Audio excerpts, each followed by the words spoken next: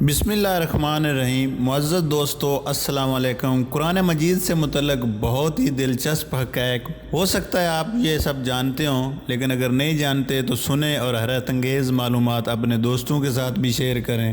قرآن حکیم کا ایک ایک حرف اتنی زبردست کیلکولیشن اور اتنے حساب و کتاب کے ساتھ اپنی جگہ پر فٹ ہے۔ اتنی بڑی کتاب میں اتنی باریک کیلکولیشن کا کوئی رائٹر تصور بھی نہیں کر سکتا۔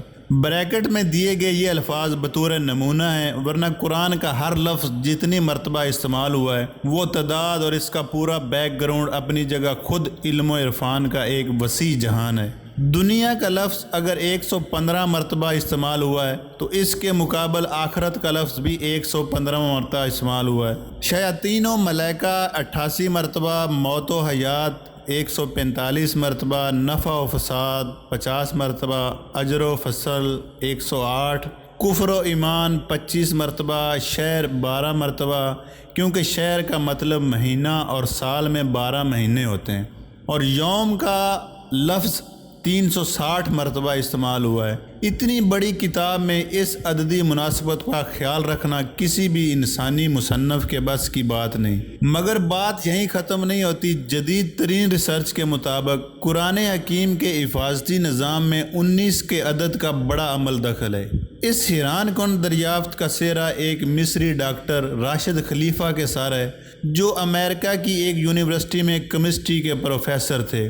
1968 میں انہوں نے مکمل قرآن پاک کمپیوٹر پر چڑھانے کے بعد قرآن پاک کی آیات، ان کے الفاظ، حروف میں کوئی تعلق تلاش کرنا شروع کر دیا۔ رفتہ رفتہ اور لوگ بھی اس ریسرچ میں شامل ہوتے گئے، حتیٰ کہ 1972 میں یہ ایک باقاعدہ سکول بن گیا۔ ریسرچ کا کام جو ہی آگے بڑھا، ان لوگوں پر قدم قدم پر حیرتوں کے پہاڑ ٹوٹ پڑے۔ قرآن حکیم کے الفاظ و حروف میں انہیں ایک ایسی حسابی ترتیب نظر آئی جس کے مکمل ادراک کے لیے اس وقت تک کے بنے ہوئے نہ کمپیوٹر نہ کافی تھے۔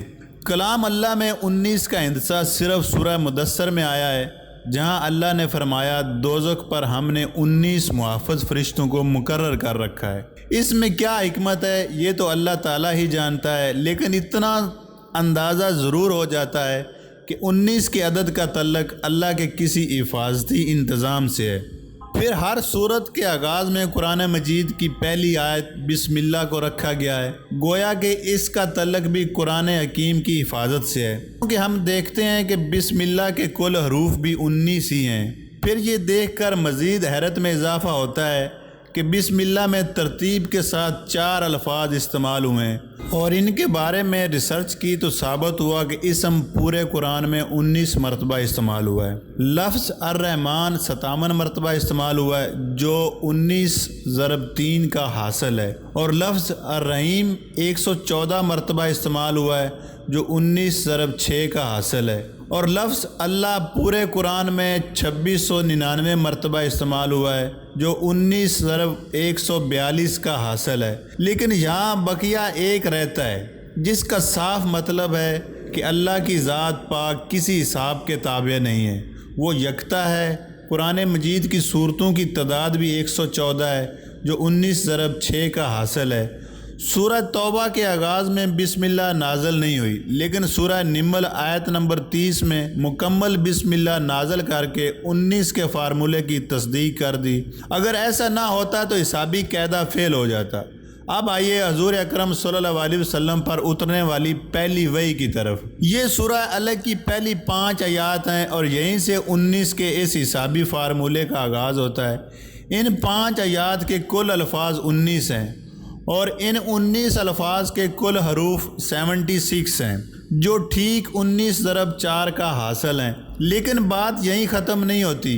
جب سورہ الگ کے کل حروف کی گنتی کی گئی تو عقل تو ورطہ حیرت میں ڈوب گئی کہ اس کے کل حروف 304 ہیں، جو 19 ضرب 4 ضرب 4 کا حاصل ہے۔ اور سامعین کرام، عقل یہ دیکھ کر مزید اتھا حیرت کی گہرائیوں میں ڈوب جاتی ہے کہ قرآن پاک کی موجودہ ترتیب کے مطابق سورہ الگ قرآن پاک کی 96 نمبر سورت ہے، اور اب اگر قرآن کی آخری سورت والناس کی طرف سے گنتی کریں تو اخیر کی طرف سے سورہ الگ کا نمبر 19 بنتا ہے، اور اگر قرآن کی ابتدا سے دیکھیں تو اس کا نمبر 96 سورت سے پہلے 95 صورتیں ہیں، جو ٹھیک 19 ضرب 5 کا حاصل ضرب ہے، جس سے یہ بھی ثابت ہو جاتا ہے کہ صورتوں کے آگے پیچھے کی ترتیب بھی انسانی نہیں بلکہ اللہ تعالیٰ کے حسابی نظام کا ہی ایک حصہ ہے۔ قرآن پاک کی سب سے آخر میں نازل ہونے والی سورت سورہ نصر ہے۔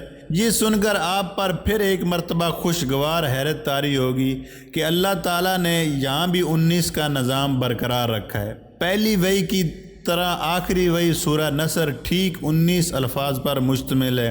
یوں کلام اللہ کی پہلی اور آخری سورت ایک ہی حسابی قاعدے سے نازل ہوئی۔ سورہ فاتحہ کے بعد قرآن حکیم کی پہلی سورت سورہ بقرہ کی کل آیات 286 ہیں۔